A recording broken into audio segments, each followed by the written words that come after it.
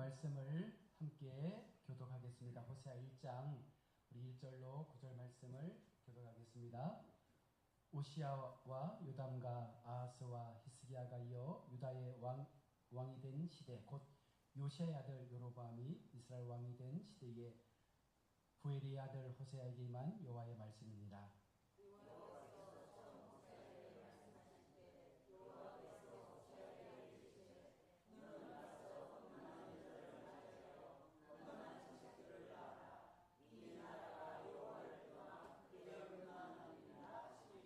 이에 그가 가서 디볼라임의 딸 고멜을 맞이하였더니 고멜이 임신하여 아들을 낳으매 여호와께서 호세아에게 이르시되 그의 이름을 이스라엘이라 하라.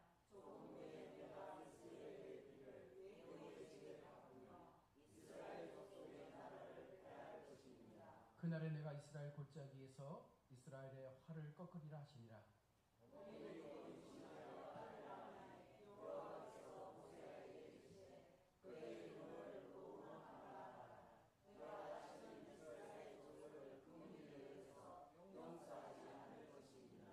그러나 내가 유다 족속을 긍휼히 여겨 그들의 하나님 여호와로 구원하겠고 활과 칼이나 전쟁이나 말과 마병으로 구원하지 아니하리라 하시니라.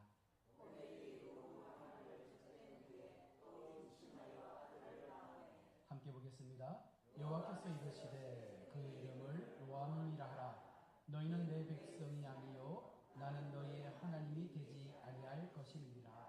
아멘. 설교를 안 해도 될 것 같은데요. 은혜를 다 받으셔서. 네. 착각은 자유다라는 말씀들을 우리가 많이 하잖아요. 인생에서 우리가 때때로 착각에 빠져서 그냥 내 삶에 도취되어서 살 때가 많습니다. 나 참 괜찮은 사람 같아. 그죠? 그런 마음을 갖기도 하고, 목사 입장에서도 참 괜찮은 목사 같아. 라고 생각하는데, 여러분 어떻습니까? 이게 나의 삶에 전체적으로 지배하게 되면 우리가 나에게 빠져서 하나님을 놓치는 경우가 생긴다는 거예요. 착각을 하게 되면 이게 좋은 착각이면 괜찮지만 이게 잘못된 착각 속에 들어가는 순간 우리는 참과 진리를 그 모순을 우리가 잘 찾지 못하고 계속해서 나의 어떤 그 삶의 기준 속에서 이것이 옳다라고 믿으면서 살게 되는 거예요. 그래서 신앙도 동일하죠. 교회 생활 이 정도 하면 내가 잘하고 있어. 교회 봉사 나만큼 하는 사람 또 어디 있어. 이 정도 믿음이면 충분해. 여러분 그렇게 생각하며 교회 나오십니까? 이게 착각이라는 거예요. 이 평가는 누가 하는 거예요? 하나님이 하시는 거예요. 교회 생활 이만큼 해도 돼. 잘했어. 하나님의 음성이 들려야죠. 교회 봉사 충분해. 이 정도면 내가 만족해. 하나님의 음성으로 들어야죠. 왜 자꾸 내가 그렇게 말하냐 말이에요. 그러면 하나님께서 그와 같은 성도의 그 고백을 들으시고 그 착각에 빠져있는 성도의 삶을 하나님께서 기뻐하시겠습니까? 믿음의 삶, 하나님 앞에 드려진 우리의 신앙의 순종, 그 모든 것들이 사실은 하나님께서 주시는 깊은 그 교통 속에서 하나님의 음성이 들려질 때 하나님 그래도 제가 부족합니다. 그래도 제가 또 하나님 앞에 내어놓고 나아가기 원합니다. 여러분 이 마음이 계속해서 하나님 앞에 들려져야 하나님이 더 큰 복을 주시지 그저 내가 정해놓은 그 경계선 속에서 만족하고 감사하고 그냥 거기에서 끝나버리면 더 이상의 것들을 누릴 수 있는 복을 우리가 얻지 못한다는 거예요. 여러분들은 큰 복을 받고 싶습니까? 종말의 복을 받고 싶습니까? 이왕이면 우리가 예수 믿으면서 큰 은혜의 복을 누리면 좋잖아요. 이왕 예수 믿는 거 동일하게 시간 투자하는 거 기왕이면 하나님께서 합당하게 생각하셔서 내 착각이 아니라 하나님의 귀한 그 은혜의 말씀 속에서 우리가 행복하고 만족하고 감사하고 더 충성할 수 있는 삶으로 나아가면 여러분 그것이 진짜 우리 성도에게는 은혜가 된다는 것이죠. 사람은요 예수님을 잊고 살면서도 내가 예수님을 잊고 산다는 것을 모른 채 교회를 나오는 성도가 많다는 거예요. 여기 계신 분들은 없겠지만 여러분 교회를 나왔는데 내가 예수님을 믿고 있는지 안 믿고 있는지 모를 때가 있다는 거예요. 얼마나 이게 불행한 일입니까? 열심히 교회 나와서 예배하는데 열심히 이곳에서 하나님 앞에 뭔가를 막 하고 있는데 하나님께서 그런 우리의 모습을 보시더니 우리를 모른다 하시는 거예요. 마지막 정말 하나님께서 재림하셔서 우리와 일대일로 면담하시면서 우리의 인생의 시간들을 평가하실 때 나는 모르겠어. 그때 어떻게 하실 거예요? 때는 늦잖아요. 그때 돌이킬 수 있는 방법이 없어요. 지금 돌이키셔야 되고 지금 우리의 신앙을 점검을 하셔야 됩니다. 착각과 오해에 빠지는 이유는요, 바로 교회에서 내 모습에 내가 스스로 정해놓은 그 기준을 우리가 갖고 있기 때문에 그런 거예요. 제가 가급적 헌금에 대한 설교도 안 할 텐데, 여러분, 헌금은 은혜만큼 들어오잖아요. 우리가 하나님 앞에 봉사하는 시간도 내가 받은 은혜만큼 내어놓게 되는 거예요. 여러분들이 하나님 앞에 은혜를 받았다면 그 받은 은혜에 대한 삶의 모습들이 드러나야 되는 거예요. 그거 없이 내가 하나님 잘 믿고 있는 것 같아요. 내가 교회 열심히 봉사하는 것 같아요. 이것은 아무런 하나님 앞에 능력이 안 되는 거예요. 그래서 오늘 우리의 신앙 속에 착각이 없도록 정말 하나님께서 기뻐하시는 참 신앙의 모습 속에서 지금이라도 우리가 착각된 신앙을 가지고 살고 있다면 그 착각에서 돌이켜야 하나님께서 준비하신 그 약속의 은혜를 우리가 누릴 수가 있다는 것입니다. 성경은요, 우리에게 부지런함과 신앙의 열정과 많은 헌금과 또 성경과 그리고 예배에 대한 부분들을 강조하죠. 그런데 중요한 사실은 뭐냐면 우리가 말씀하는 것이 하나님 앞에 듣는 말씀이 아니라 인간의 입을 통해서 듣는 말씀으로 받아들이는 순간 우리는 우리의 선을 정할 수밖에 없는 거예요. 성경은요, 교회를 증거하는 것이 아니라 누구를 증거합니까? 예수님을 증거하는 거예요. 우리의 삶에는 예수님이 표준이 돼야 되고 우리의 삶에는 예수님을 통해서 우리 하는 모든 행위들이 예수님이라는 그 기준 속에서 나타나고 표현되어지는 것이 가장 안전하고 확실한 은혜의 방법이라는 것입니다. 그래서 고린도전서 16장에서 이렇게 말씀합니다. 누구든지 주를 사랑하지 아니하거든 저주를 받는다. 그러니까 진짜 사랑하면 은혜를 받지만 우리가 착각에 빠져 사랑하면 오히려 그것이 복이 아니라 저주가 된다는 거예요. 무서운 얘기 아닙니까? 같이 교회에서 열심히 신앙생활 했는데 누구는 복을 받고 누구는 저주를 받아보세요. 억울하잖아요. 그 인생이 불행하잖아요. 하나님 그래서 우리 가운데 지금 경고로 말씀을 하시는 거예요. 호세아서는 우리에게 이러한 점을 한 번 더 생각하도록 주시는 말씀이에요. 호세아 당시 이스라엘은요, 오늘날처럼 교회 일에 열심인 성도가 너무나 많았습니다. 그러면서 그들이 바라보는 신앙은 이 정도면 괜찮아.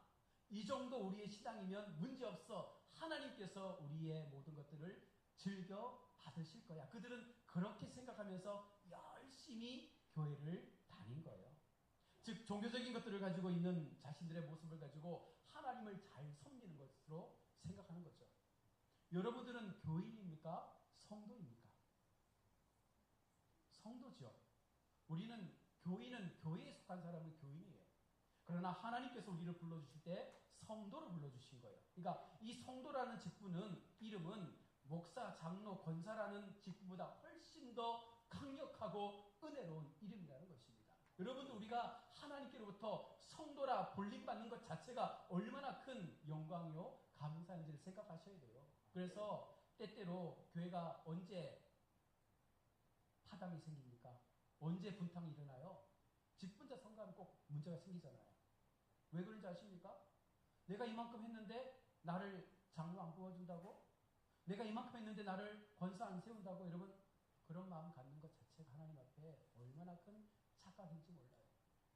사실은요, 직분은요, 책임이 따르잖아요. 직분을 맡은 사람은요, 반드시 하나님 앞에 그 직분에 준하는 심판도 받게 된다는 거예요. 마지막 하나님의 그 심판 앞에서 너희가 목사로, 장로로, 권사로, 교회 중직으로 뭘 했느냐? 너희가 하나님 앞에 받은 그 직분을 가지고 너희는 무엇으로 섬겼느냐? 너희의 그 섬김이 성도들의 아픔을 돌아봤느냐? 너희의 그 주어진 직분들이 교회를 세우는데 역할을 했느냐? 하나님 하나님 물으실 때 만약에 우리가 대답하지 못한다면 우리는 저주받는 거예요.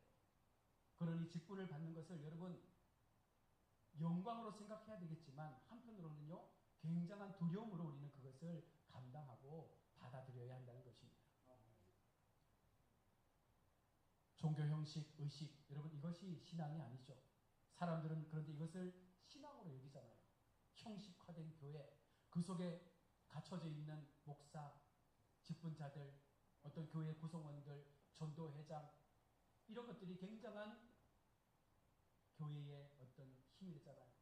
옛날 교회에서 이런 재밌는 유머가 있었는데 교회마다 주방에 봉사하는 분들이 계시잖아요. 그런데 오해하지 말고 들으셔야 됩니다.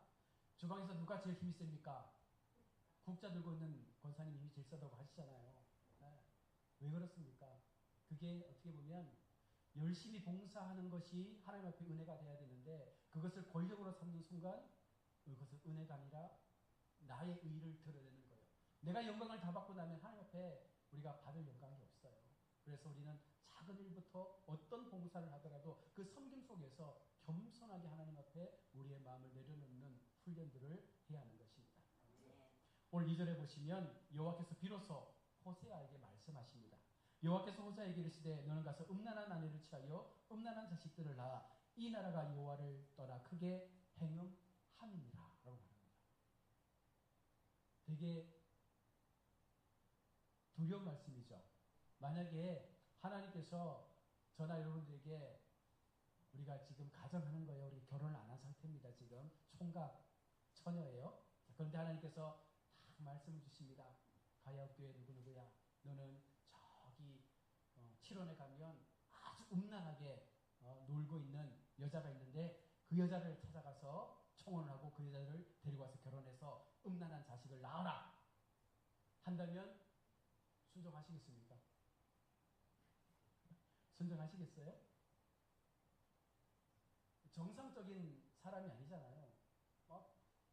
이 남성 관계가 막 혼란하고 굉장히 음란한 그런 삶을 살고 있는 그 여자를 찾아가서 데리고 와서 너의 아내로 삼아서 그리고 덧붙이는 말씀이 뭐예요? 음란한 자식을 놓으래요. 어떻게 보면 굉장한 저주의 말씀이죠. 그런데 호세아는 순종했잖아요. 여러분 어떻게 생각하십니까? 이게 순종할 문제입니까? 아니면 무시하고 하나님 이건 아니잖아요 라고 말씀을 해야 될까요? 도덕적 기준으로 보면 용납할 수 없는 일이죠. 또한 개인적으로나 사회적 시선으로 봐도 이것은 굉장히 맞지 않는 모순적인 하나님의 명령일 수 있습니다. 행복한 가정을 세우는 것도 힘든 판에 무너진 가정을 만들라라고 말씀하는 것은 굉장한 모순의 말씀이죠. 그런데 호세아 입장에서 보면 이것은요 얼마나 마음고생이 크겠어요. 우리 계속 호세아를 보면 알겠지만 데리고 와서 아이를 놓고 또 집 나가잖아요. 그리고 또 다른 남자랑 즐겁게 막 보내면 또 가서 돈을 주고 또 다시 데리고 오는 거예요. 이 일을 계속 반복하고 있는 거예요. 호세아가. 그럼에도 하나님께서 계속해서 그것을 말씀하시는 거예요. 어떻게 하나님의 사랑이 그럴 수 있는가라고 우리가 반문할 수 있습니다. 그런데 하나님께서요 이와 같은 모습을 통해서 이스라엘 백성들에게 보여주고 싶은 시각화된 교훈이 있다는 거예요. 지금 너희가 나를 그렇게 믿고 있다는 거예요. 지금 너희가 음란한 모습을 가지고 너희가 그렇게 음란한 자식을 낳으면서 하나님 앞에 하나님 우리가 건강한 가정을 이루고 있습니다. 우리가 하나님을 잘 믿고 있습니다. 우리의 삶의 섬김이 하나님 앞에 영광이 되는 것 같습니다. 이런 마음을 가지고 지금 하나님 앞에 나아가니까 하나님께서 이들에게 경고를 주시는 거예요. 특별히 호세아가 당첨된 거죠. 호세아를 통해서 이 가정을 만들게 하시고 그 가정을 통해서 보여주는 거예요. 너희가 이와 같은 가정을 볼 때 너희는 어떻냐? 너희는 어떤 마음을 가지겠느냐?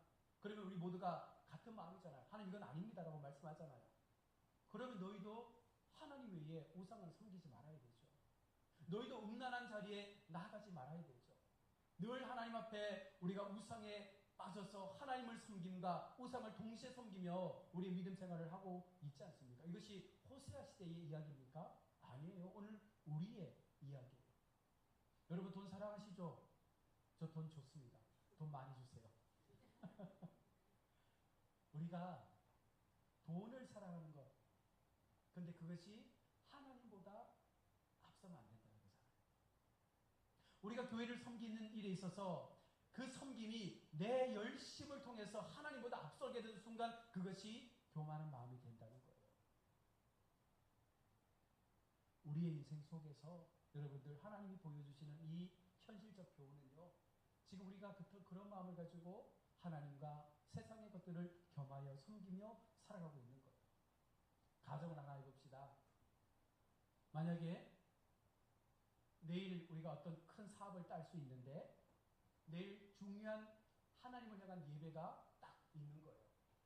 내가 순서를 맡고 만약에 내가 그 예배의 자리에 기도의 어떤 순서를 맡았습니다. 그런데 갑자기 바이오가 우리 회사랑 계약하자라면서 날짜를 딱 정해서 그날 안 오면 우리는 계약을 파기하겠습니다라고 하는 거예요. 정말 큰 계약이에요. 이 계약만 성공시키면 기업이 회복될 수 있고 큰 돈을 만질 수 있고 엄청나게 부자가 될 수 있는 선택인 거죠. 여러분 같으면 어떻게 하시겠어요? 솔직한 마음으로 하나님 앞에 예배하는 그 시간을 선택하시겠습니까? 아니면 그 계약을 따고 난 다음에 그 계약에 딴 수익으로 헌금을 많이 바치겠습니까? 어렵습니까? 질문이? 어떻게 하시겠어요? 아니, 말씀을 해보세요, 지금. 여러분의 대답을 듣고 싶습니다. 할렐루야.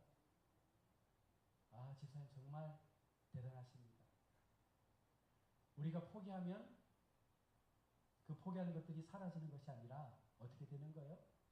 포기하는 순간 하나님은 그 포기한 것 뒤에 숨겨놓은 것들을 우리 손에 탁 갖다 놓으시는 거예요.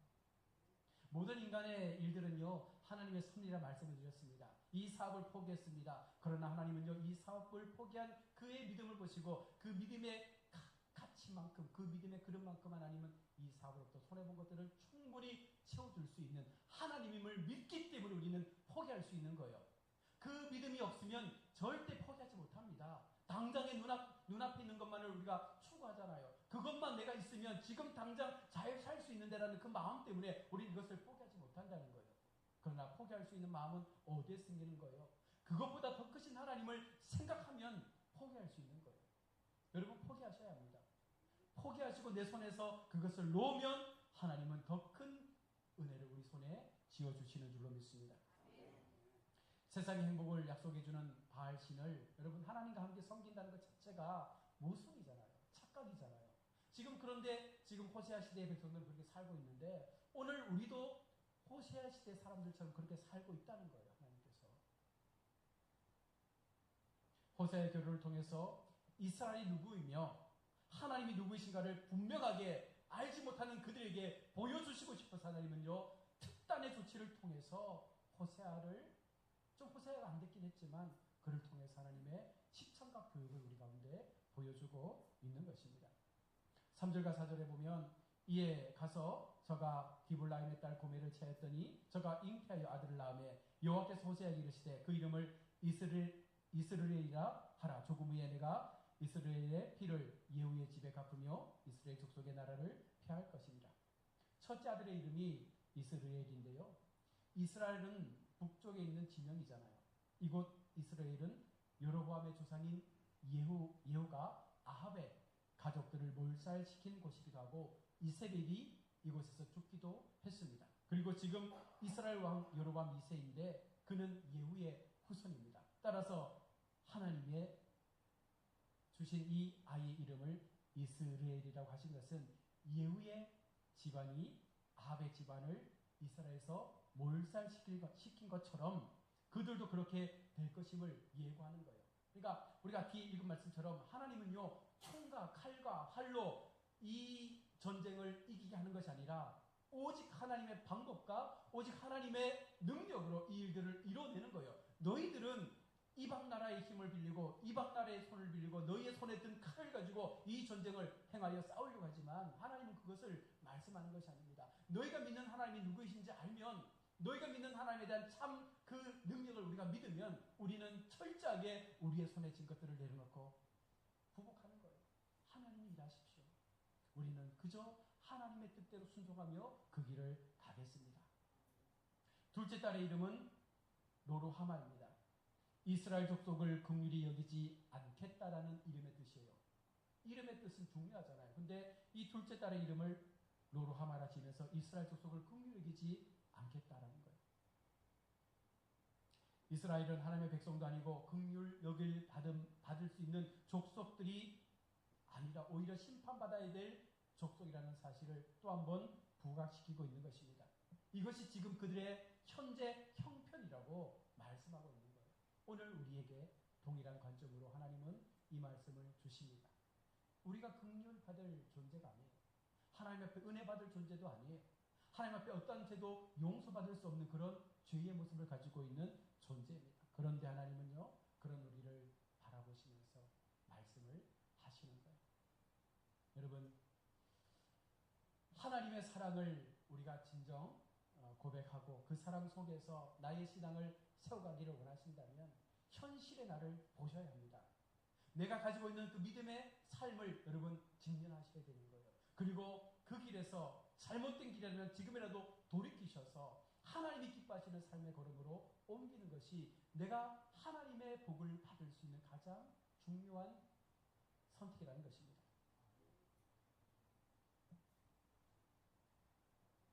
북쪽 이스라엘은 심판이 선포되고 남쪽 유다에게는요 긍휼이 선포되고 있습니다. 7절에. 그렇다고 해서 유다의 신앙이 이스라엘 신앙만큼 좋은 것도 아니었어요. 그런데 하나님은 그렇게 구별을 하셨습니다. 왜요? 하나님의 주권이죠. 하나님의 약속이 그 속에 포함되어 있기 때문입니다. 그러므로 이스라엘이 기대할 것은 뭐밖에 없어요? 약속의 하나님밖에 없는 거예요. 만약 하나님께서 우리 가운데 오늘날 약속을 주시면 그 약속은 반드시 실현되어지는 약속이잖아요.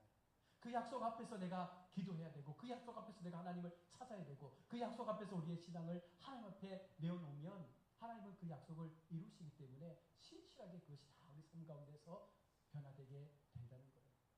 그런데 왜 우리는 그 약속을 믿지 못할까요? 왜 그 약속 앞에 우리의 마음이 날마다 무너지는 걸까요?